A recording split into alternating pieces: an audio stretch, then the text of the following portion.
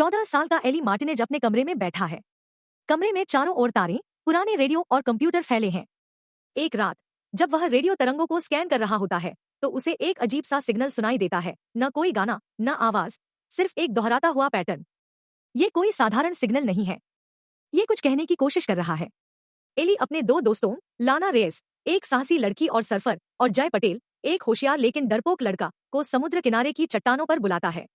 वह उन्हें सिग्नल सुनाता है। दोनों पहले हिचकते हैं, लेकिन फिर वे साथ में खोजबीन का निर्णय लेते हैं। अगर कुछ गलत लगा तो वहीं रुक जाएंगे, पर इसे नजरअंदाज नहीं कर सकते। जय की गणनाओं के अनुसार तीनों एक छिपी हुई गुफा में पहुंचते हैं जो चट्टानों के नीचे होती है। वहां उन्हें एक अजीब सा नीली रोशनी से चमकता हुआ टुकड़ा मिलता है, किसी उपग्रह का हिस्सा जो जीवित लग रहा है। लाना, ये तो किसी आम चीज की तरह नहीं दिख रहा।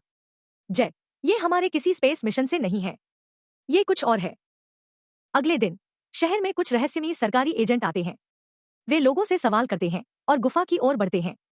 बच्चे एक झोपड़ी में छिपे होते हैं और एजेंट्स की बातें सुनते हैं। टारगेट एक्टिव हो सकता है, लोकेशन को तुरंत सील करो। सिग्नल और तेज हो जाता है। मोबाइल, रेडियो और यहाँ तक कि स्ट्रीट लाइट्स भी बंद बंद चालू होने लगती हैं। जय को पता चलता है कि ये सैटेलाइट किसी चीज से दोबारा संपर्क करने की कोशिश कर रहा है, शायद किसी दूसरे ग्रह या उपग्रह से। ये सिर्फ संदेश नहीं भेज रहा, ये जवाब भी चाहता है। सरकारी एजेंट्स को पता चल जाता है कि डिवाइस बच्चों के पास है। वे उनका पीछा करते हैं।